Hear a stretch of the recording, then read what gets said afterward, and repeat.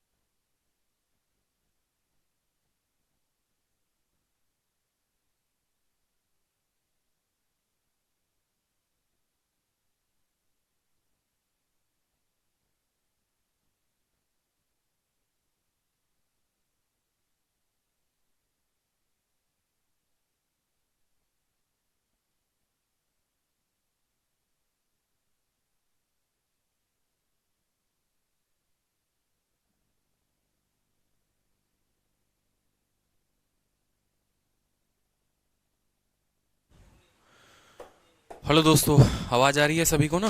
बहुत अच्छे। चलो, आज 2 क्लास है। ठीक है, हाँ सर, यहाँ पे सही लग रहा। ठीक है, 5 बजे तक एक क्लास है और 5 बजे से उसके बाद चौथी क्लास है आप लोगों की। क्योंकि उसके पीछे का भी रीज़न मैं आप लोगों को बताऊंगा ऐसा क्यों है। ठीक है,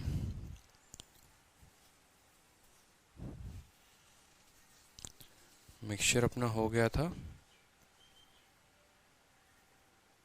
प्रॉफिट लॉस हो गया था 21। गुड इवनिंग भाई, गुड इवनिंग। ऑल ओके, बहुत अच्छे। देखो, अब जब भी 2 घंटे की क्लास हुआ करेगी ना, तो वो 2 पार्टों में हुआ करेगी। एक पार्ट 1 घंटे की, दूसरी पार्ट 1 घंटे की। इसका रीज़न सिर्फ आप लोग हो, क्योंकि कुछ बच्चे ऐसे होते हैं जो एप्लीकेशंस के वीडियोस को कंपेयर करते हैं किसी और टीचर से। सर, उन्होंने तो एलिगेशन में 10 क्लासेस में कंप्लीट कराया है, आपने एलिगेशन को 4 क्लास में खत्म कर दिया। चाहे उनकी जो वीडियो हो वो 45 मिनट की हो, हमारी वीडियो 2 घंटे की हो, बट आप टाइम नहीं देखते हैं, आप नंबर ऑफ वीडियोस देखते हैं। ठीक है, ये सबसे बड़ी सच्चाई है। तो हमने भी सोचा है चलो ऐसा है तो इसका सॉल्यूशन करते हैं। अगर 2 घंटे की क्लास होगी ना, तो हम भी उसको 2 पार्टों में कर दिया करेंगे। तो जैसे आज 2 घंटे की क्लास है, तो एक क्लास क्लास 2 के नाम से होगी, एक क्लास क्लास 3 के नाम से होगी, ताकि इससे आपको सुकून भी मिलेगा। हाँ यार, थोड़ा ज्यादा वीडियो हुआ है तो थोड़ा अच्छा फील होगा आप लोगों को। ठीक है, हाँ। और दूसरा कुछ ये भी होता है कि बहुत ऐसे स्टूडेंट्स होते हैं जिनकी रिटेंशन पावर, जैसे मान लो जो बाद में वीओडी देखते हैं, ठीक है, वीडियो बाद में देखते हैं, तो 2 घंटे की वीडियो तक वो लास्ट तक पहुंच भी नहीं पाते हैं, 1 घंटे पे ही स्किप कर देते हैं। तो अगर ये वीडियो पार्ट्स में होंगे ना, तो ज्यादा अच्छा होगा आपके लिए भी, रिविजन करने के लिए, और हमारे लिए भी थोड़ा सही रहेगा कि हमारा थोड़ा वीडियो ज्यादा दिखेगा और आपके रिविजन में काफी मदद होगा। कि माइंड में ये रहेगा चलो 5 वीडियो है 1 घंटे की, तो इस तरीके से खत्म करना है। हाँ ठीक है, 1 लाख सब्सक्राइबर मैंने कराया है, बहुत अच्छी बात है, धन्यवाद आपका। ठीक है, तो क्लास को स्टार्ट करते हैं। चलिए, ये क्वेश्चन आप लोगों के सामने है। कल तक क्वेश्चन नंबर 20 मैंने करवा दिया था, अगर आपको ध्यान होगा तो। ये क्वेश्चन नंबर 20 हो रखा था शायद। ठीक है, एक बार कल के क्वेश्चंस हम लोग देख लेते हैं। जो क्वेश्चंस हमने स्किप किए थे वो भी देखेंगे। क्वेश्चन नंबर 20 मैंने करवा दिया था, अगर आपको पता होगा तो। ठीक है, क्वेश्चन नंबर आपको है 17, 18 और 19। ये 3 क्वेश्चंस हमारे बचे हुए थे। ठीक है, हाँ हाँ, ठीक है। तो क्वेश्चन नंबर 17 देखो यहाँ पर। क्वेश्चन नंबर 17 में क्या कहा है आपके सामने, क्वेश्चन को देखिए। In what ratio sugar costing 60 per KG be mixed with costing 42 per KG such that selling the mixture at 56 per KG there is a gain of 12%। Simple सा क्वेश्चन कहा गया आपसे। ठीक है, कि भैया आप 60 रुपए वाले चीनी को या 60 रुपए वाले चीनी को 42 वाले चीनी के साथ कितना कितना क्वांटिटी मिला, कि अगर हम उनको 56 पर बेचें तो उसको फायदा हो 12% का। आप हमेशा एक बात जानते हैं कि एलिगेशन में हमेशा सेम तरह की क्वांटिटी का कंपैरिजन किया जाता है। कॉस्ट प्राइस का कॉस्ट प्राइस के साथ, प्रॉफिट का प्रॉफिट के साथ। कभी ऐसा नहीं देखा होगा आपने कि यहां पर हमने सीपी लिखा है, यहां सीपी लिखा है और बीच में एसपी लिख दिया, क्योंकि आपका डेटा भी तो वही है। यहाँ 60 रुपए प्रति किलो, दूसरा 42, और ये जो है ये 56 है। ये 56 सेलिंग प्राइस है। ठीक है, तो आप खुद सोचिए कि यहां पर 56 हम कैसे लिख सकते हैं? संभव है 56 लिखना? नहीं है ना। क्यों? क्योंकि यहां पर हम लिखेंगे कॉस्ट प्राइस। तो एग्जामिनर खुद हमें कह रहा है कि देखो तुम कॉस्ट प्राइस निकाल तो सकते हो, 56 रुपए प्रति किलो तुम बेच रहे हो और लाभ हो रहा है तुमको 12 का।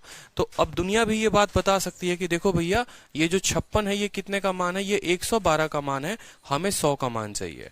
ठीक है, तो 56 से इसको 2 बार में काटो, इसको 50 बार में काटो, यानी कॉस्ट प्राइस कितना आ गया, 50 आ गया। अब आप बोलोगे देखो मिक्सचर को मैंने एक दुकान से खरीदा, वहां से खरीदा 60 में, दूसरी वाली दुकान से खरीदा, वहां खरीदा 42 में, और दोनों को मिलाकर जो मेरा कॉस्ट प्राइस बना, एवरेज कॉस्ट प्राइस वो था 50। ठीक है, दोनों को मिलाकर जो मेरा एवरेज कॉस्ट प्राइस था वो था 50। अब हम बता सकते हैं कि हमने किस किस रेशियो में जो है सामान को खरीदा है। ठीक है, तो 60 में से 50 गया तो कितना हो गया 10, और 50 से 42 गया तो कितना हो गया 8। ये किस रेशियो में हो गए, ये रेशियो में हो गया 4:5 इज द करेक्ट आंसर। 4:5 जो भी होगा, option number D is the correct answer. हमेशा इस बात को ध्यान रखिएगा कभी पर भी कि अगर आपका सेलिंग प्राइस ओवरऑल का दे तो आपको कॉस्ट प्राइस निकालना, क्योंकि कंपैरिजन हमेशा किस में किया जाता है, कॉस्ट प्राइस का कॉस्ट प्राइस से ही किया जाता है, क्रय मूल्य का क्रय मूल्य से किया जाता है, विक्रय मूल्य यहां नहीं लिख सकते हैं। क्या ये बात हर किसी को क्लियर है, बताइए। ठीक है, इज इट क्लियर, हर किसी को क्लियर है, बताओ। ठीक है, बहुत अच्छे। ठीक है, क्लियर है। 50 कैसे होगा, बहुत अच्छे। सोनू, किसी वस्तु को 56 पर बेचते हो और 12 का लाभ होता है, तो ये जो 56 है ना, किसी वस्तु को 56 पर बेचोगे तो ये जो 56 है ये कितने का मान है, 100 जमा 12 का मान है या नहीं है, बताओ। ठीक है, कितने का मान निकालना है, 100 का मान निकालना है। 56 से 112 2 बार में कटेगा, 2 से ये 50 बार में कटेगा, तो कॉस्ट प्राइस 50 नहीं आएगा, बताओ। ठीक है, क्लियर है, बहुत अच्छे। चलिए नेक्स्ट क्वेश्चन देखिए, यहां पर नेक्स्ट क्वेश्चन देखिए, सीजीएल टीयर 2 2019। सीजीएल टीयर 2 2019 का मेंस का क्वेश्चन है, आपको सीजीएल मेंस का क्वेश्चन है, हाल फिलहाल में पूछा गया क्वेश्चन है।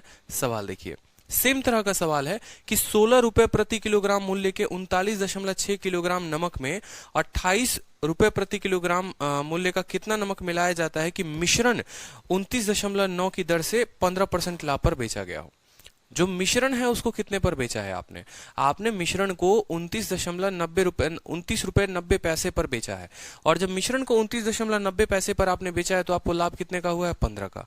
तो क्या आप ऐसा कह सकते हैं कि अगर मैंने मिश्रण को 29 पर बेचा है तो मैंने मिश्रण को खरीदा कितने पर होगा। एक मिश्रण का खरीद 28 रुपए, दूसरी वाली मिश्रण का खरीद 39.6 रुपए। ठीक है, सॉरी, पहली वाली मिश्रण का खरीद 28 रुपए, दूसरी वाली मिश्रण का खरीद 16 रुपए। दोनों का खरीद जो होगा वो कितना होगा, दोनों का विक्रय मूल्य हमें दे रखा है 29.6, यानी आप क्या बोलोगे, बोलोगे सर 29.6 जो है ना वो कितने का मान है, 115 का मान है। 100 सर कॉस्ट प्राइस होता है, 15 लाभ 115 का मान है। हमें कितने का मान चाहिए, हमें 100 का मान चाहिए। समझ में आ रहा है। 5 से काटेंगे तो 23 बार में कटेगा, 5 से काटेंगे तो 20 बार में कटेगा। 23 से काट लो यहाँ पर तो 23 से एक बार में कट गया आपको। ठीक है, और 66 आपको 23 66 हो गया ना। ठीक है, 29.9 है। अच्छा, ठीक है, 29.9 जो है वो कितने का मान है, वो जो है 115 का मान है। हमें कितने का मान चाहिए, हमें 100 का मान चाहिए। 5 से काटेंगे 23 बार में कटेगा, 5 से काटेंगे 20 बार में कटेगा। 23 से काटो, एक बार में 23 हो गया, और 23 से 3 बार में 1.3। 1.3 को करोगे तो 13 दूनी कितना हो जाएगा आपका, 26 जो हो जाएगा वो आपका ओवरऑल कॉस्ट प्राइस हो जाएगा, 26 बिल्कुल। ठीक है, चलिए अब हम देखते हैं, पहली दुकान से खरीदा 28 पे, दूसरी वाली दुकान से कितने पे खरीदा बताओ, 16 पे खरीदा। ठीक है, और ओवरऑल बेचा कितने में, 26 में।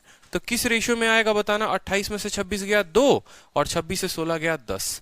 इनका रेशियो क्या होगा सामान खरीदने का, 5:1 हो जाएगा। कोई शक यहाँ पर, कोई शक यहाँ पर। अब सवाल को हम पढ़ते हैं कि हमसे पूछा क्या है, कितना केजी 28 किलो का आप मिक्स करेंगे। ठीक है, 39.6 केजी ऑफ साल्ट कॉस्टिंग इतना, मतलब ये जो एक है, ये जो एक है इसका मान सवाल में कितना दे रखा है बताओ, ये जो एक है इसका मान सवाल में कितना दे रखा है। ठीक है, how many KG of salt costing 28 must be mixed with 39.6 KG of salt costing 16 पर KG so that the mixture. तो इसका जो मान है वो दे रखा है सवाल में 39.6 किलो। कितना मान दे रखा है, 39.6 किलो। बहुत अच्छे।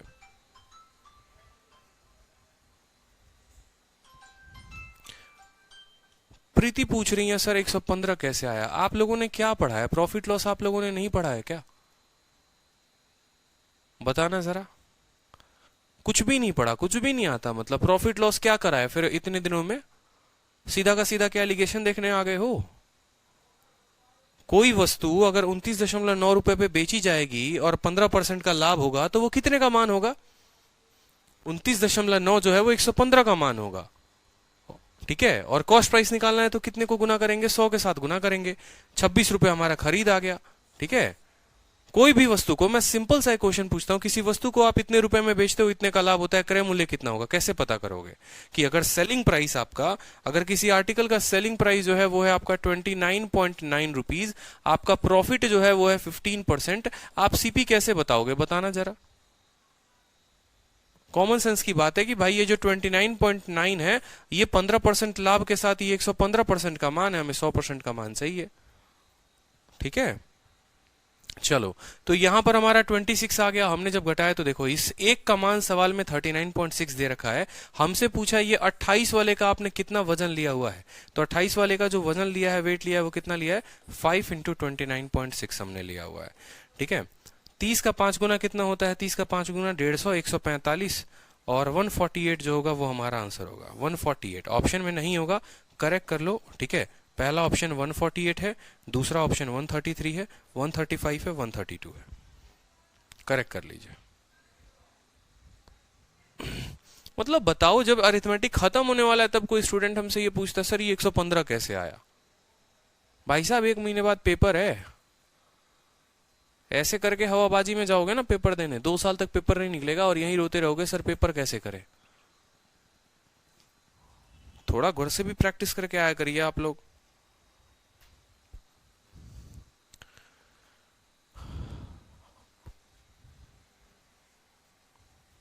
अच्छा हाँ 198 होगा, ठीक है ठीक है ठीक है।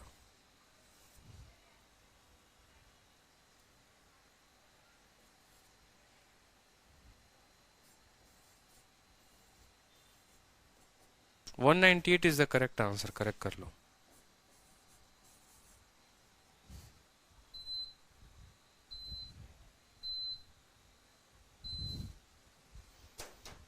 ठीक है, नेक्स्ट क्वेश्चन देखिए, चलिए।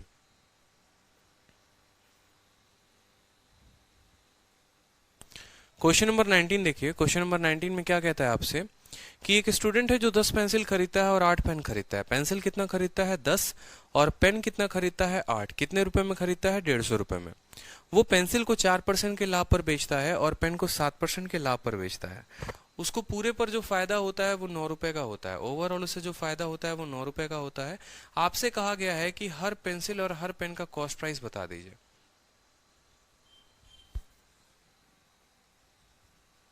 अच्छा ठीक है, यहाँ करेक्ट कर लो, 5 इंटू 39.6 जो है, ठीक है, वो करेक्ट कर लो आप यहाँ पर।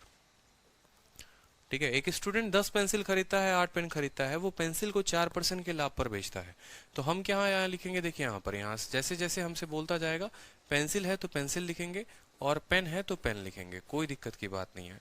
हमसे कहा गया है, देखो जी ये सवाल जो है ना, मैंने प्रॉफिट लॉस में कराया था, जब मैंने प्रॉफिट लॉस आप लोगों को पढ़ाया था, क्योंकि ये मेंस का क्वेश्चन है, ठीक है, ये मेंस का क्वेश्चन है। और प्रॉफिट लॉस के क्लास नोट्स में जब आप देखेंगे तो ये सवाल मिलेगा। और तब भी हमने आपको कहा था कि जब हम एलिगेशन कराएंगे तो हम वहां पर दोबारा से रिवाइज करा देंगे। तो यही बात है यहाँ पर कि एक स्टूडेंट पेंसिल खरीदता है, पेंसिल कितने में खरीदता है बताओ, 4% के लाभ पर। और जो पेन खरीदता है वो कितने पर खरीदता है, 7% के लाभ पर खरीदता है, ठीक है। कोई दिक्कत की बात यहाँ पर, एक स्टूडेंट ने, अच्छा पेंसिल कितनी खरीदी है यहाँ पर, उसने जो पेंसिल खरीदी है वो 10 खरीदी है, और जो पेन खरीदा है वो कितना खरीदा है, 8 खरीदा है, ठीक है। कितने में खरीदा है ओवरऑल, उसने 150 रुपए में सभी सामान खरीद लिए हैं, 150 रुपए में सभी सामान। जब प्रॉफिट लॉस पढ़ाया था तो इसको 3 मेथड से बताया था मैंने, ठीक है। एक आपका मेथड था लीनियर इक्वेशन का, इक्वेशन बनाकर करने का, दूसरा आपको रेशियो मेथड था, और तीसरा एलिगेशन था, ठीक है। तो एक व्यक्ति आपको पेंसिल को इतने के लाभ पर बेचे, पेन को इतने के लाभ पर बेचे, 10 पेंसिल खरीदा, 8 पेन खरीदा, उसको ओवरऑल जो फायदा होता है वो 9 रुपए का। आपको यहाँ प्रतिशत नहीं दे रखा है। अब एक बात बताइए, आपको छोटी सी बात यहाँ दी गई है कि आपको पूरा फायदा जो हुआ है वो 9 रुपए का हुआ है, ठीक है। यहाँ आप देख रहे हैं कि प्रॉफिट परसेंट है, यहाँ देख रहे हैं प्रॉफिट परसेंट है। क्या यहाँ पर 9 रुपए लिखना उचित रहेगा बताइए, क्या यहाँ पर 9 रुपए लिखना उचित रहेगा, नहीं रहेगा ना। इस 9 के जगह पर हम क्या करेंगे, इस 9 के जगह पर जो है हम यहाँ पर प्रॉफिट परसेंट लिखेंगे कि कितना हमें फायदा हुआ। अब यहाँ पर देखो जो है प्रॉफिट परसेंट निकालने के लिए हमें किन चीजों की आवश्यकता होती है, profit upon cost price into 100। साधारण सा बात है, ठीक है, कि अगर इसका प्रॉफिट प्रतिशत पता करना है कि ये 9 जो है वो कितना प्रतिशत है, तो आप बोलोगे 9 के लिए प्रतिशत पता करना है, प्रॉफिट कितने का है 9 का, और पूरा जो क्रय मूल्य सीपी है, कितने में बंदे ने खरीदा है, कितने में खरीदा है बताओ, सीपी में कितना खरीदा है, 150 रुपए में, तो 150 रुपए का सामान खरीदा, ठीक है, और बट्टे 100, 9 रुपए का लाभ 150 के ऊपर, तो कितने का प्रतिशत हुआ, 0 से आपका 0 खत्म, 3 से आपका 3 खत्म, 3 से 5 खत्म, 5 से काटोगे 2 बार में, तो जो लाभ हुआ वो कितना परसेंट हुआ, 6%। तो यहाँ 9 रुपए आएगा या 6% आएगा बताइए, आपका आएगा 6%। क्यों? क्योंकि आपको पता है कि भैया प्रॉफिट परसेंट का कंपैरिजन जो होता है प्रॉफिट परसेंट के साथ ही होता है, प्रॉफिट परसेंट का जो कंपैरिजन होता है वो प्रॉफिट परसेंट के साथ ही होता है, ठीक है। दूसरी बात, यहाँ 10 और 8 बिल्कुल नहीं आएंगे, क्यों? क्योंकि आपको पता है जब आप प्रॉफिट और प्रॉफिट को कंपेयर करते हैं तो प्रॉफिट परसेंट बराबर प्रॉफिट अपॉन सीपी होता है, तो जो रेशियो मिलता है वो किसका मिलता है, जो रेशियो मिलता है वो आपको सीपी का मिलता है। 7 में से 6 जाएगा तो 1 होगा, और 6 में से 4 जाएगा तो आपका 2 होगा। कहने का मतलब क्या हुआ समझो, बड़ा ये मेंस लेवल का अच्छा सवाल पूछा जाता है आपसे परीक्षा में। क्या पूछा जाता है कि आपने कुछ पेंसिल्स खरीदे और आपने कुछ पेन खरीदा, कितने में खरीदा, 150 में खरीदा। आपने जब उनको बेचा तो पेंसिल पर आपको 8% का फायदा, इस तरीके से, तो पेंसिल का फायदा लिख देना है आपको, पेन का फायदा लिख देना है, पूरे पर कितना फायदा हुआ। ये किन चीजों का अनुपात देगा, ये आपको कॉस्ट प्राइस का अनुपात देगा, ठीक है। अब आप खुद सोचिए कि आप टोटल सामान कितने में खरीद कर लेकर आए हैं, 150 में, उस 150 को आपको किस रेशियो में बांटना है, 1 और 2 में बांटना है, ठीक है। वो जो 150 मान है वो 3 यूनिट का मान है, वो 3 यूनिट का मान है, तो ठीक है। अगर आप बोलोगे ये जो 150 है ये 1:2 यानी ये 3 का मान है, इसे 1 का मान निकालना है तो कितना होगा, 50 रुपए। यानी आप ऐसा कह सकते हो कि जो हम पेंसिल खरीद कर लेकर आए हैं वो कितने का खरीद कर लेकर आए हैं, 50 रुपए का, ठीक है। और ये एक जो है ये कितने में खरीद कर लाए हैं, 100 रुपए का। समझ रहे हो या नहीं समझ रहे हो? हमें अल्टीमेट क्या होता है, हमें इस बात को समझना पड़ेगा कि प्रॉफिट परसेंट के रेशियो से सीपी मिलता है और सीपी के रेशियो से क्वांटिटी मिलती है। सवाल में ऑलरेडी क्वांटिटी दे रखा है तो क्वांटिटी का तो रेशियो निकलेगा ही नहीं, वो तो दे ही रखा है, निकलेगा किसका, कॉस्ट प्राइस का। कॉस्ट प्राइस कहने का मतलब आप पूरा पेंसिल 50 में लेकर आए और पेन 100 रुपए में लेकर आए। अब आप मुझे खुद बताइए आप कितना पेंसिल लेकर आए हैं, आप 10 पेंसिल लेकर आए हैं, तो अगर आप एक पेंसिल का दाम जानना चाहेंगे, ठीक है, आपने पेंसिल खरीदा कितने में है, 50 रुपए में, और कितनी पेंसिल्स खरीदी हैं, 10, ठीक है। तो 50 रुपए में 10 पेंसिल, तो एक पेंसिल का दाम कितना हो जाएगा, 5 रुपए, ठीक है। और बोला क्या है, पेन का भी, तो चलो पेन का भी देख लेते हैं। पेन कितने में खरीदा है आपने, 100 रुपए में, और कितने पेन खरीदे हैं आपने, बताइए। आपने पेन जो खरीदे हैं वो आपने 8 पेन खरीदे हैं, ठीक है, तो 12.5 रुपए का जो होगा आपका एक पेन होगा। सवाल में पूछा गया है each pencil and each pen, तो 5 और 12.5 जो होगा वो आपका उत्तर होगा ऑप्शन नंबर सी। कोई दिक्कत बताओ जल्दी से, कोई समस्या किसी को? ठीक है, बहुत ही अच्छा लेवल का क्वेश्चन है ये, बहुत ही अच्छा लेवल का, बिल्कुल। 10 पेंसिल 8 पेंसिल, ठीक है। ये सवाल सीधा का सीधा मेंस में आते हैं, ऐसे प्री में नहीं पूछा जाता है ये सवाल। और देखा है आपने, इस सवाल को तो छोड़ ही नहीं सकते क्योंकि ये प्रीवियस ईयर का क्वेश्चन है, पूछा गया है, समझ रहे हो। अगर प्रीवियस ईयर का पूछा हुआ क्वेश्चन है, अगर उसके सही तरीके नहीं आते हैं तो बड़ी दिक्कत की बात है। किसी को कोई भी डाउट है तो पूछो मुझसे, कोई भी डाउट है सवाल में तो पूछो भाई।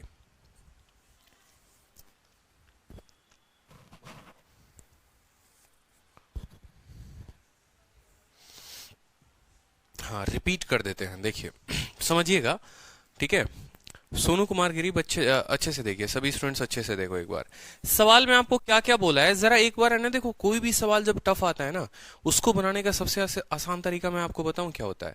कोई भी सवाल जब टफ आता है तो उसको 2 बार 3 बार पहले पढ़ो, एक एक लाइन को जब उसको पढ़ लोगे ना तो आप खुद सवाल को तोड़ना सीख जाओगे कि भैया इसको तोड़ते कैसे हैं। मेरा सिंपल सा क्वेश्चन है, मान लीजिए कि हर स्टूडेंट, यहाँ जितना स्टूडेंट वीडियो देख रहा है वो अपने आप पर उस केस को अज्यूम करे, ठीक है।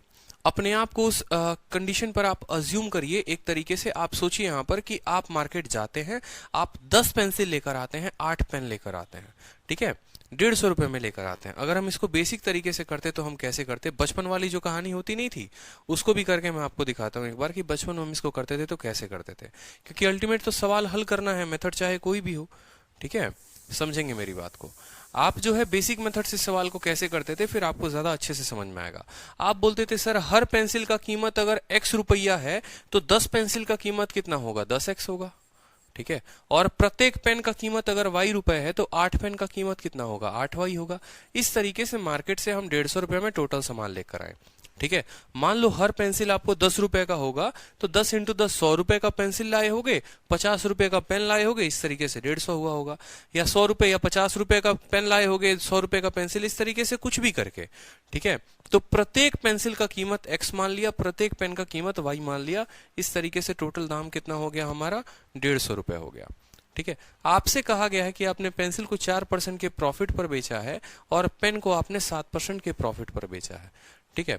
अब आप जब इसको प्रॉफिट पर बेचोगे, मान लो ये कहानी बड़ी लंबी चली जाएगी, इस बात को समझना, ये कहानी बड़ी लंबी चली जाएगी आपको, ठीक है। इस तरीके से रेशियो लेकर चलना बहुत गंदा वाला फ्रैक्शन बनता है, ठीक है, बहुत गंदा वाला फ्रैक्शन बन जाएगा इसमें, कि अगर आप पेंसिल को 4% के प्रॉफिट पर बेचते हो, ठीक है, तो फिर इसका 104% निकालना पड़ेगा, ठीक है। फिर इसका आपको 107% निकालना पड़ेगा, फिर आपको 9 रुपए का फायदा होगा, यानी आप 159 में बेचोगे। देखो यहाँ पर, ठीक है, आपने पेंसिल को 4% के लाभ पर बेचा तो आपको बोलना पड़ेगा 10x का कितना, 104/100, ठीक है। आपने पेन को कितने पर बेचा है, आप खुद बताओ, आपने पेन को बेचा है 7% पर, तो इसका 107/100, ठीक है। ये क्या हो गया इसका सेलिंग प्राइस, ये क्या हो गया इसका सेलिंग प्राइस, और इन दोनों का सेलिंग प्राइस जो है वो किसके बराबर है, तो 150 का सामान था, 9 रुपए का लाभ था, वो 159 के बराबर है। फिर आपको इन दोनों में से किसी x को बैलेंस करना पड़ेगा, काटना पड़ेगा, कहानी बहुत लंबी होती है। इस वजह से जो है हम बेसिक तरीके से नहीं करते, हमारा आंसर जो है बहुत गंदे तरीके से फंस जाएंगे हम, ठीक है। तो मैं वही समझाने की कोशिश कर रहा हूं कि देखो, जब भी एलिगेशन का कंसेप्ट कहां पर इस्तेमाल होता है, हम दो वस्तुओं को खरीदते हैं, एक को कुछ के लाभ पर खरीदेंगे, एक को कुछ के लाभ पर खरीदेंगे, दोनों पर इतना प्रतिशत का लाभ हुआ, एलिगेशन लगाना है, ठीक है। एक वस्तु की कीमत 10 रुपए, दूसरे वस्तु की कीमत 12 रुपए, ओवरऑल हमने बेचा है 11 में मान लो, तो एलिगेशन लगाना है। मतलब कॉस्ट प्राइस में एलिगेशन लगता है। प्रॉफिट लॉस में कल जब मैंने आपको पढ़ाया था, ठीक है, तो दो ही केस तो बताए थे कि प्रॉफिट लॉस में या तो आपको देखो यहाँ पर एक तो प्रॉफिट का लेंगे तो सीपी का रेशियो मिलेगा, और कॉस्ट का लेंगे तो क्वांटिटी का रेशियो मिलेगा। बस ये कहानी कुछ ऐसी ही थी, ठीक है। तो यहां पर प्रॉफिट और इसका प्रॉफिट प्रतिशत पता करना है। कैसे, बीच वाले सामान पे 9 रुपए का लाभ कमाया, ये 9 रुपए का लाभ है कितने के ऊपर, 150 के ऊपर, तो 9/150 इंटू 100, 6%, तो बीच में आ गया 6%। रेशियो जब हमने लिया तो यहां पर 7 में से 6 गया, आपको 1 आ जाएगा, और 6 में से 4 गया, 2 आ जाएगा। ये 1 और 2 के रेशियो में आ रहे हैं। ये 1 और 2 क्या है, सीपी का रेशियो है। 3 यूनिट का दाम 150 रुपए, 1 यूनिट का दाम 50 रुपए, यानी 50 रुपए का पेंसिल था टोटल, 100 रुपए का पेन था। एक पेंसिल का दाम कितना, एक पेन का दाम कितना निकाल दिया, ठीक है। चलो अब नेक्स्ट टाइप हम देखते हैं। नेक्स्ट टाइप हमारा बड़ा प्यारा टाइप है देखते चलते हैं। एलिगेशन में बहुत सारे टाइप बनते हैं, टाइम स्पीड डिस्टेंस का भी टाइप बनेगा, प्रॉफिट लॉस का भी बनेगा, आपको सिंपल इंटरेस्ट का भी बनेगा। तो सारे टाइप जो है अपने को कवर करने हैं बड़े अच्छे तरीके से, ठीक है।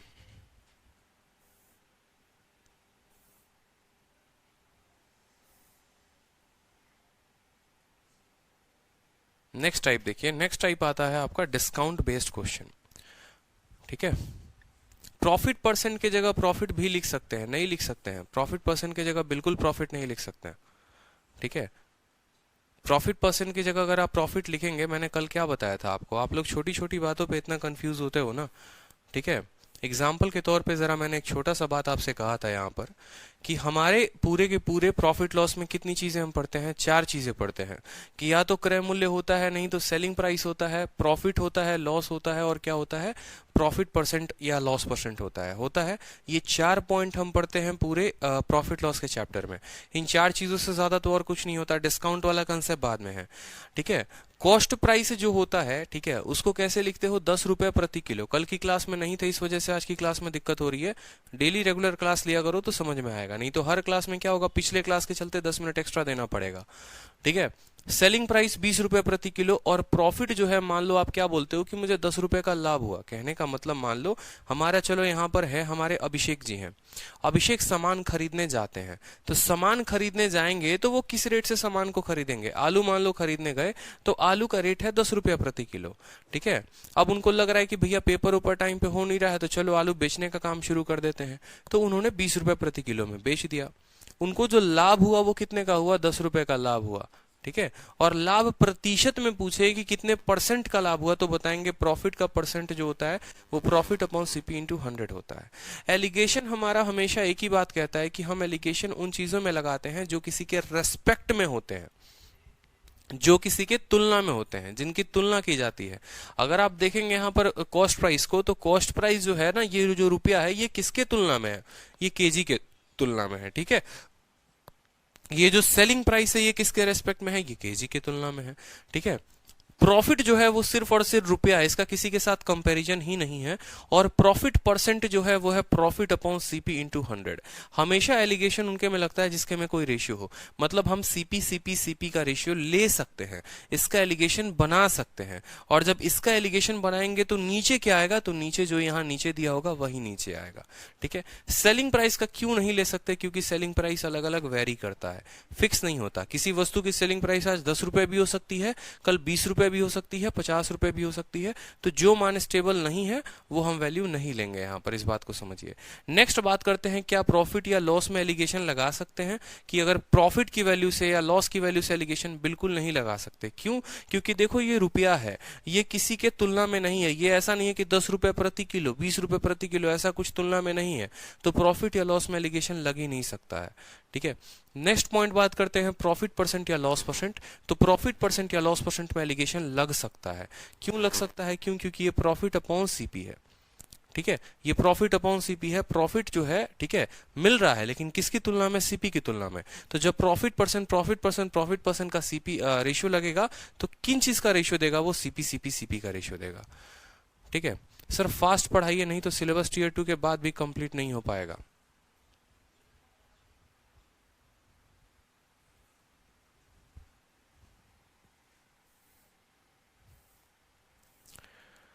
चलिए नेक्स्ट देखते हैं discount based question. Discount based question, ठीक है, डिस्काउंट बेस्ड क्वेश्चन देखते हैं यहाँ पर। डिस्काउंट में हम कैसे लगाते हैं, एक बात बताइए। अगर हम डिस्काउंट की बात करेंगे तो सेम तरीके से नेक्स्ट वाला जो टॉपिक होता है डिस्काउंट, उसमें हम क्या क्या पढ़ते हैं? तो एक वर्ड आप पढ़ते हैं डिस्काउंट होता है, ठीक है। दूसरा वर्ड आप पढ़ते हैं मार्केट प्राइस होता है, ठीक है, मार्केट प्राइस होता है। तीसरा वर्ड आप पढ़ते हैं डिस्काउंट परसेंटेज होता है। डिस्काउंट परसेंटेज का मतलब किसका? Discount upon market price into 100, ठीक है। तो यहां पर जब अगर आप मान लो, यहां पर जब अगर आप मान लो, जब आप डिस्काउंट परसेंट में, इन दोनों केसेस का कोई जिक्र ही नहीं है, ठीक है, क्योंकि डिस्काउंट सेम प्रॉफिट की तरह हो गया, तो उस पर एलिगेशन नहीं लगेगा। जब इन दोनों केसेस में अगर आप डिस्काउंट परसेंटेज पर देखोगे एलिगेशन, तो जब आप डिस्काउंट के परसेंट पर एलिगेशन लगाओगे, यानी यहां पर एक वस्तु का डिस्काउंट लिखोगे, दूसरे वस्तु का डिस्काउंट यहां लिखोगे, ठीक है, डिस्काउंट परसेंटेज यहां लिखोगे, 3 डिस्काउंट, D1%, D2% और ये ओवरऑल D%। तो डिस्काउंट के परसेंटेज से क्या मिलेगा माय डियर? तो उससे आपको एमपी का रेशियो मिलेगा। उससे आपको क्या मिलेगा? एमपी का रेशियो मिलेगा आपको, market price of first article and market price of second article. इस तरीके से हमें, ठीक है, रेशियो मिलेगा। तो किसका? मार्केट प्राइस का। वही स्ट्रक्चर हमने यहाँ पर लिखा हुआ है कि पहले का डिस्काउंट परसेंट, दूसरे का discount percent, overall discount percent ratio किसका देगा? मार्केट प्राइस का रेशियो देगा। तो चलिए यहाँ पर सवाल पहला देखते हैं, ठीक है। एक छोटा सा सवाल है, हमसे कहा गया है कि एक सेलर जो है, एक विक्रेता जो है, 2 तरह के वॉचेस बेचता है, 2 तरह की घड़ी बेचता है। पहले को 8% पर बेचता है, दूसरे को 15% के बेचता है, ठीक है, समझ रहे हो। टोटल मार्केट प्राइस दोनों आइटम का 2100 रुपए है। टोटल मार्केट प्राइस दोनों आइटम का 2100 रुपए है। आपसे कहा गया है difference between the market price of both item अगर टोटल डिस्काउंट 12% है तो। अगर टोटल डिस्काउंट 12% है तो सेम प्रॉफिट परसेंट की तरह है, डिस्काउंट में कुछ भी नया नहीं होता। अगर आप डिस्काउंट वर्ड को हटाकर वहां प्रॉफिट लगा देंगे तो ये प्रॉफिट लॉस का ही क्वेश्चन बन जाएगा। डिस्काउंट वर्ड को हटाकर वहां पर अगर आप प्रॉफिट वर्ड जोड़ देंगे, बस डिस्काउंट को हटाओ और प्रॉफिट लगाओ, तो सेम आपका एलिगेशन से सेम मेथड हो जाएगा। पहले वाले को कितने पर डिस्काउंट दिया? 8% का डिस्काउंट। दूसरे वाले को कितने को दिया? 15% का डिस्काउंट। ओवरऑल जो डिस्काउंट मिला वो कितना मिला? 12% का। कोई दिक्कत की बात 15 से 12 गया 3, 12 से 8 गया, कितना हो गया 4 हो गया। ये हमारा क्या आ गया, डिस्काउंट से हमें क्या मिलता है, एमपी का रेशियो मिलता है, मार्केट प्राइस का रेशियो मिलता है, ये बात हमें पता है, ठीक है। जैसे वहां पर प्रॉफिट परसेंट से सीपी का रेशियो मिलता है, यहाँ डिस्काउंट से एमपी का रेशियो मिलता है। 3 और 4 7 यूनिट, यही 7 यूनिट का मान सवाल में कितना दे रखा है, यही 7 यूनिट का मान सवाल में 2100 रुपए दे रखा है, ठीक है। तो आप बोलोगे सर ये जो 7 यूनिट है इसका मान कितना है, 2100 है, प्रत्येक यूनिट का मान कितना हो जाएगा, 300 हो जाएगा। हमसे सवाल में क्या पूछा गया है, हमसे पूछा गया है टोटल मार्केट प्राइस देकर difference between the market price of both item, इन दोनों के बीच का अंतर, 3 यूनिट और 4 यूनिट का अंतर कितना है, 1, और 1 का मान कितना आ गया 300, तो हमारा जो उत्तर हो जाएगा 300 हो जाएगा, ठीक है। तो आपने ये चीज देखा कि मेंस में एक जगह पर क्या दिया हुआ है, प्रॉफिट वर्ड डाल कर दिया है, और दूसरी बार अगले ही मेंस में उसी तारीख में नेक्स्ट शिफ्ट में, जैसे 11 को हुआ था फिर ये 12 को पेपर था, ठीक है, तो फिर 12 को आपको क्या दे दिया, वहां पर डिस्काउंट वर्ड दे दिया। तो हमें ये बात अच्छे से समझना पड़ेगा कि profit percent profit percent profit percent CP का ratio, discount percent discount percent discount percent MP का रेशियो, 7 का मान 700, 1 का मान 100, काम खत्म, ठीक है। 7 का मान 2100, 1 का मान 300, काम खत्म। तो डिस्काउंट में इसी तरीके के क्वेश्चन बनते हैं, जहां जहां वर्ड डिस्काउंट देगा आप उसको कंपेयर कर सकते हैं प्रॉफिट से, क्योंकि डिस्काउंट जैसे एमपी पर मिलता है वैसे ही प्रॉफिट सीपी पर मिलता है, ठीक है। तो इसमें जितने सवाल आप लोगों ने प्रॉफिट पर देखा होगा उसी तरीके के सवाल सेम जो है वर्ड हटाकर डिस्काउंट डाल दिया जाएगा तो वो डिस्काउंट पर बन जाएंगे। तो इस पर ज्यादा क्वेश्चन हम नहीं करेंगे, ठीक है। नेक्स्ट जो होता है, ठीक है, नेक्स्ट जो होता है वो क्या होता है, नेक्स्ट जो टाइप होता है वो होता है आपका सिंपल इंटरेस्ट बेस्ड क्वेश्चन, ठीक है। एलिगेशन में जो अगला टाइप आता है वो होता है साधारण ब्याज पर आधारित प्रश्न। जैसे साधारण ब्याज के बहुत सारे ऐसे क्वेश्चन हैं जिनको आप किससे कर सकते हो, आप एलिगेशन लगाकर हल कर सकते हो। साधारण ब्याज के बहुत सारे क्वेश्चन में एलिगेशन लगाया जा सकता है, ठीक है। लेकिन क्या रेट लगता है, क्या तरीका होता है, उस बात को समझेंगे। देखो सिंपल इंटरेस्ट जो है वो क्या है, एक ब्याज है, और ब्याज हमेशा किस पर मिलता है बताओ, ब्याज हमेशा मूलधन पर मिलता है। जैसे अगर बात करोगे आप कि भैया हमको इंटरेस्ट चाहिए, ठीक है, हमको क्या चाहिए, इंटरेस्ट चाहिए, तो ब्याज आप बोलोगे तो क्या बोलोगे, 2 रुपया टका, 3 रुपया टका, 5 रुपया टका, 10 रुपया टका। आप बोलते हो कि नहीं बोलते हो, कोई भी साहूकार के पास जाओगे, भैया क्या दर है तुम्हारा, रेट ऑफ इंटरेस्ट क्या है, बोलता 2 रुपया टका। कहने का मतलब क्या है कि वो 2 रुपए चार्ज करता है आपको कितने पर, 100 रुपए पर, वो 2 रुपया चार्ज करता है कितने पर, 100 रुपए पर, यानी प्रत्येक 100 रुपए पर, प्रत्येक 100 रुपए पर वो कितना टाइप करेगा, प्रत्येक 100 रुपए पर 2 रुपए का ब्याज लेगा, हर 100 रुपए पर वो 2 रुपए का ब्याज लेगा, ठीक है। यानी ये जो 2 है ये क्या है, ये रेट ऑफ इंटरेस्ट है, ये जो 2 है ये क्या है, रेट ऑफ इंटरेस्ट है, ठीक है। ये 2 रुपए आप कह रहे हो ना, ये 2 रुपए रेट ऑफ इंटरेस्ट है। तो साधारण ब्याज में हम कंपैरिजन जो करते हैं, ठीक है सर, तो साधारण ब्याज में जो कंपैरिजन करते हैं वो किसका करते हैं, वो हमेशा रेट ऑफ इंटरेस्ट का कंपैरिजन होता है कि भैया तुम एक दुकानदार से पैसा लेकर आए तो उसका रेट क्या था, दूसरे से लेकर आए तो उसका रेट क्या था, ठीक है, और ओवरऑल जो आपने बेचा या ओवरऑल जो अगर आप दोनों पर देखेंगे तो उसका रेट क्या था। क्लियर हो रहा है, ठीक है। जैसे किसी व्यक्ति से अगर, ठीक है, किसी व्यक्ति से मान लो 10% के रेट से लेकर आते हैं, किसी व्यक्ति से 20% से लेकर आते हैं, ठीक है, और किसी व्यक्ति से मान लो यहां पर जब हम ओवरऑल देखेंगे तो पता चलेगा 12% या 13% से लेकर आए होंगे। तो इस तरीके से अब ये जो रेशियो देगा खुद बताओ, आप खुद सोचो, यहां पर ब्याज लगाते हो 2 रुपया पर टका पे, ठीक है, 2 रुपया टका, तो ये जो टका है वो क्या है, ये जो टका है वो क्या है, इसका कहने का मतलब कि 2 रुपए आप चार्ज कर रहे हैं 100 रुपए पर, यानी जब हम रेट और रेट का हम एलिगेशन लगाएंगे तो हमें प्रिंसिपल और प्रिंसिपल का रेशियो मिलेगा। समझ में आ रहा है, कोई दिक्कत यहां पर। अब जैसे यहां पर क्वेश्चन देखिए, यहां पर सिंपल सा क्वेश्चन आपसे, बड़ा प्यारा क्वेश्चन पूछा गया है, ठीक है। मैं आपको क्वेश्चन एक सिंपल सा देता हूं तो आपको ज्यादा सही लगेगा, ठीक है।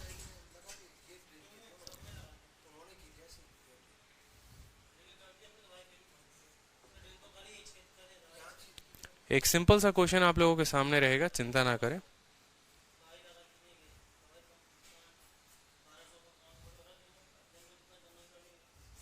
चलिए इस क्वेश्चन को बनाइए, सीपीओ का क्वेश्चन है, ज्यादा बड़ा क्वेश्चन नहीं है। क्वेश्चन में कहा गया है कि 10,200 रुपए की एक राशि को 3 वर्षों के लिए, ठीक है, उधार पर लिया गया है, मान लो कुछ रेट से लिया गया होगा 8% प्रति वर्ष और शेष को 6% प्रति वर्ष साधारण ब्याज की दर से, ठीक है। यदि कुल ब्याज 2124 है तो 6% प्रति वर्ष पर कितनी राशि निवेश की गई थी, ठीक है, बताइए। सिंपल सा क्वेश्चन है, ठीक है, बहुत सिंपल क्वेश्चन है, आंसर बताइए। चलिए पहले आप लोगों से आंसर चाहते हैं, आप लोग आंसर दीजिए।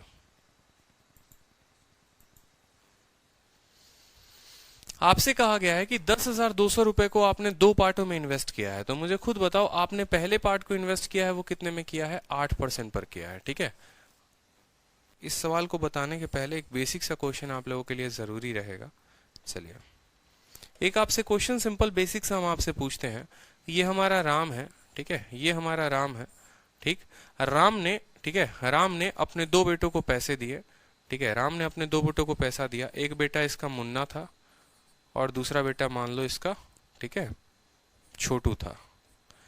एक मुन्ना था और एक छोटू था। मुन्ना को जो पैसा दिया वो आपको मुन्ना को जो पैसा दिया वो दिया 5% के दर से, ठीक है, और छोटू को जो पैसा दिया वो 3% के दर से दिया, या मान लो ऐसे 5% के दर से और छोटू को जो पैसा दिया वो 3% दिया। मुन्ना को जो पैसा दिया वो 5% के दर से दिया, छोटू को जो पैसा दिया वो 15% के दर से दिया। अगर आपसे ये कहा जाता है कि दोनों पे जब वो पैसा 1 सालों के बाद देखता है कि 1 सालों के बाद उसे कितने पैसे आए, तो उसने प्राप्त किया कि भैया उसको 14% पैसा मिला, ठीक है, दोनों से 14% पैसा मिला। तो क्वेश्चन में आपसे ये पूछा जाता है कि मुन्ना और छोटू को जो पैसे दिए गए थे वो किस अनुपात में थे, तो बताइए यहाँ पर किस रेशियो में थे। सिंपल सा क्वेश्चन, मुन्ना को 5% के दर से, छोटू को 15% के दर से, तो उनको जो पैसा दिया गया वो किस रेशियो में दिया गया, बताओ। तो क्या बोलोगे, बोलोगे सर देखो मुन्ना 5% का, यानी ये क्या हो गया आपका रेट हो गया, छोटू को 15% के रेट से, यानी ये क्या हो गया, ये रेट हो गया, और ये 14% के दर से, यानी ये भी क्या हो गया, रेट हो गया, ठीक है। 15 में से 14 गया कितना हो जाएगा 1, और 14 में से 5 गया कितना हो जाएगा 9। यानी आप ये बोलोगे कि सर उनको जो पैसा दिया गया है वो 1:9 में दिया गया है। जो उनको पैसा दिया गया, बहुत शानदार, सभी के उत्तर आ रहे हैं, ठीक है, बहुत बच्चे नए हैं, कोई बात नहीं, ठीक है। तो उनको जो पैसा दिया गया वो 1:9 में दिया गया है। मेरी बात को समझ रहे हैं या नहीं समझ रहे हैं, कि मुन्ना को अगर 1 रुपया दिया जाता है तो छोटू को कितनी आ जाती, 9 रुपए दिए जाते हैं। क्लियर है, 1:9, बिल्कुल, ठीक है। तो हमेशा हमें इस बात को ध्यान रखना है कि रेट को रेट के साथ कंपेयर करेंगे तो क्या मिलेगा, आपको प्रिंसिपल मिलेगा। अब कुछ सवालों में क्या होता है कि एग्जामिनर ये बात जानता है कि आपको आता है लिगेशन लगाने, तो वो किन किन पॉइंट्स को टफ करने की कोशिश करता है, समझना मेरी बात को। वो क्या करेगा, आपको यहाँ पर ये जो रेट ऑफ इंटरेस्ट है ना, यहाँ पर ये रेट ऑफ इंटरेस्ट नहीं देगा। कल के दिन वो यहाँ क्या करेगा, आपको ब्याज दे देगा। जैसे अब पीछे वाले क्वेश्चन में आपने क्या देखा था, प्रॉफिट परसेंट, लेकिन यहाँ 9 रुपए का लाभ। याद आ रहा है ना पिछला वाला क्वेश्चन, जहां पेंसिल को इतने % लाभ पर, इसको इतने % लाभ पर, और यहाँ 9 रुपए का लाभ।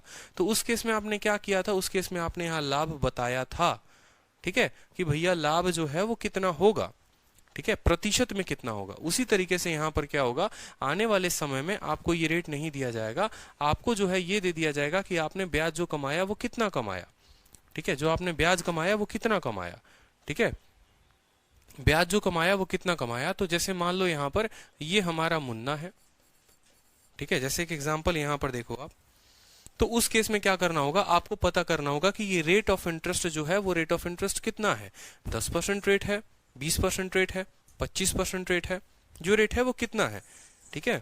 जैसे क्वेश्चन देखिए आप, क्वेश्चन देखिए आप, ये सवाल काफी अच्छा है। देखिए आप यहाँ पर कि हरीश के पास 40,000 रुपए हैं, उसने इसे 2 बैंकों में जमा कर दिए। पहले बैंक द्वारा दिया गया ब्याज 9.5% प्रति वर्ष है, दूसरे बैंक का 5.5% प्रति वर्ष है।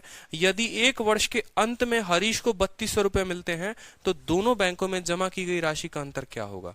हमने आपको क्या कहा, हमने आपको ये कहा कि एक बैंक में इस रेट से पैसा जमा, दूसरे बैंक में इस रेट से पैसा जमा, या मान लो रेट ऑफ इंटरेस्ट आपको दे देगा, लेकिन ओवरऑल जो है वो आपको नहीं देगा कि ओवरऑल आपका ब्याज कितना बना है, कितना % है, वो नहीं देगा। वो बोलेगा इतने का ब्याज बना, इतने का ब्याज बना या इतने का बना। अब वो आपके ऊपर है कि आप उसको कैलकुलेट कैसे करोगे, ठीक है, आपको यहाँ रेट ऑफ इंटरेस्ट लेकर आओगे तभी तो कंपैरिजन करोगे। तो आप देखो कैसे बनाओगे सवाल को।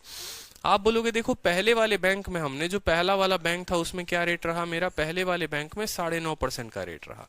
दूसरे वाले बैंक में, ठीक है, पहले वाले में जो रेट रहा वो 9.5% रहा। दूसरा वाला जो बैंक है उसमें रेट कितना रहा, 5.5% का रहा। ठीक है, और यहां पर जो ब्याज है बोला गया ना, ठीक है, he deposited into bank, interest जो है पहले पर 9.5%, दूसरे पर 5.5%, पहले का इंटरेस्ट इतना, दूसरे का इतना। और साल के अंत में कितने रुपए मिले हैं, साल के अंत में 3200 रुपए मिले हैं। ठीक है, साल के अंत में कितने रुपए मिले हैं, 3200 रुपए मिले हैं। ये बात क्लियर है। अब क्या 3200 को हम कंपेयर कर सकते हैं 5.5% से, या 3200 को 9.5 से? किसी से कंपेयर किया जा सकता है? किसी से भी कंपेयर नहीं किया जा सकता। क्यों? ये प्रतिशत में है और ये रुपए में है। तो उस केस में आप खुद बताइए कि एसआई परसेंटेज निकालेंगे या नहीं निकालेंगे, आप रेट परसेंटेज निकालेंगे या नहीं निकालेंगे, बताइए। रेट निकालेंगे कि ये रेट प्रिंसिपल का कितना परसेंट है। तो कुछ नहीं करना, बस आप ये बताओ ये जो 3200 है ये क्या है, ये ब्याज है, ये 3200 क्या है, ब्याज है, और ये प्रिंसिपल का कितना परसेंट है, तो ये प्रिंसिपल का 4000% है। अगर आप एसआई को परसेंटेज की बात करोगे तो ये 3200 कितने सालों का मान है, 1 सालों का। ये 3200 जो है ये 40,000 का कितना परसेंट है, पता करने के लिए इसको 40,000 से भाग करेंगे। 4 जीरो से 4 जीरो खत्म, 4 से 8 बार में खत्म। आप बोलेंगे सर ये कितने, ये 3200 जो है, ठीक है, हरीश हैविंग इतना डिपॉजिटेड इन 2 बैंक, ठीक है, कितने परसेंट का मान आ गया हमारे पास, 8% का मान आ गया। हम यहाँ क्या लिखेंगे, 8%। अब देखिए कंपेयर करिए, 9.5 में से 8 गया तो कितना हो गया, 1.5%। 8 में से 5.5 गया कितना हो गया, 2.5%। ठीक है, अगर हम इनका रेशियो देखेंगे, 1.5 और 2.5 का रेशियो देखेंगे अगर आप, ठीक है, ये क्या है, ये 2.5 है, और ये रेशियो में क्या है, 1.5 है। 5 से काटोगे तो 5 बार में, और 5 से काटोगे तो 3 बार में। यानी जो पैसे हैं वो किस रेशियो में जमा किए होंगे, जो पैसे हैं वो 5 और 3 के रेशियो में जमा किए होंगे। क्लियर है कि नहीं है, 5 और 3 के रेशियो में जमा किया होगा। यानी हम ऐसा कह सकते हैं कि अगर टोटल हरीश ने 40,000 रुपए जमा किए हैं और उसका 5 पार्ट इस बैंक में जमा है और 3 पार्ट इस बैंक में जमा है, तो जो भी 40,000 रुपए है वो कितने पार्ट का मान है, तो 5 और 3 वो 8 पार्ट का मान है। हमें कितने पार्ट का मान निकालना, हमें से कहा गया difference of the balance amount deposited. ठीक है, इसमें 5 जमा किया, इसमें 3 जमा किया, तो जो अंतर है वो कितने का है, वो अंतर है 2 का। 2 से 4 बार में कटेगा, 4 से 4 कटेगा, ठीक है, 7, 7.5।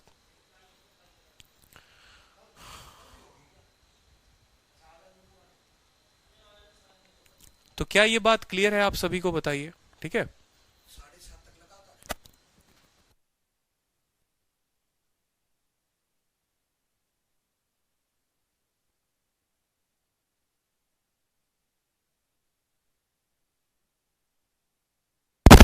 एक्चुअली हो क्या रहा है ना, बहुत मतलब यहाँ दीमक लग रखे हैं रूम में, ठीक है, काफी दिनों से, तो उसी की पेस्टिंग चल रही है यहाँ पर। पेस्टिंग का मतलब वो पेस्ट वाले आए हुए हैं ना, तो उसी के चलते थोड़ा डिस्टरबेंस मुझे भी हो रहा है। तब से मेरे नाक में मतलब वो इतना ज्यादा वो केमिकल जा रहा है, लेकिन फिर भी यहाँ खड़ा होकर आप लोगों को पढ़ा रहा हूँ क्योंकि सर मेरा घूम रहा है। पूरे रूम में भी पेस्टिंग चल रही है। अभी जस्ट कैमरे के नीचे से वो आए हैं, यहाँ पेस्टिंग करके गए हैं, तो पूरा वो सर पे चढ़ता है ना जो होता है केमिकल पूरा, ठीक है, समझिए। तो हमें हमेशा क्या करना है, 9.5%, 5.5% और बीच वाले का क्या निकालना है, ओवरऑल कितना परसेंट है, ओवरऑल कितना परसेंट है, तो 8%। और उस 8% को, एक और बात, ये जो आप निकाल रहे हैं ये 8% का, तो बहुत बच्चे बोलेंगे सर आपने कैसे निकाल दिया। तो देखो निकालने का तरीका कुछ भी नहीं है, आपको पता है ना रेट का फॉर्मूला, कि रेट बराबर क्या होता है, रेट बराबर SI upon principal into 100 upon time. बोलो हाँ या ना, पता है कि नहीं पता है।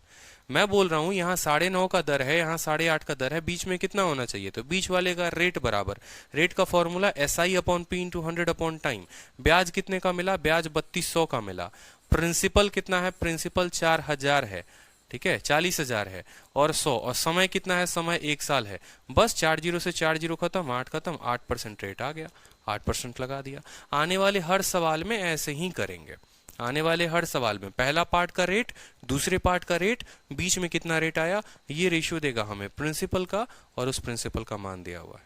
ठीक है, तो 5 बज चुकी है। एक और क्लास आप लोगों की इवेंट अभी दिख रही होगी, ठीक है, क्लास 3 के नाम से, तो आप उस पर लाइव आ जाइए। ये क्लास को मैं एंड कर रहा हूँ, ठीक है, क्लास 3 के नाम से एक इवेंट दिख रहा होगा, आप उस पर लाइव आ जाइए, तुरंत के तुरंत लाइव आ जाइए, चलिए, ठीक है।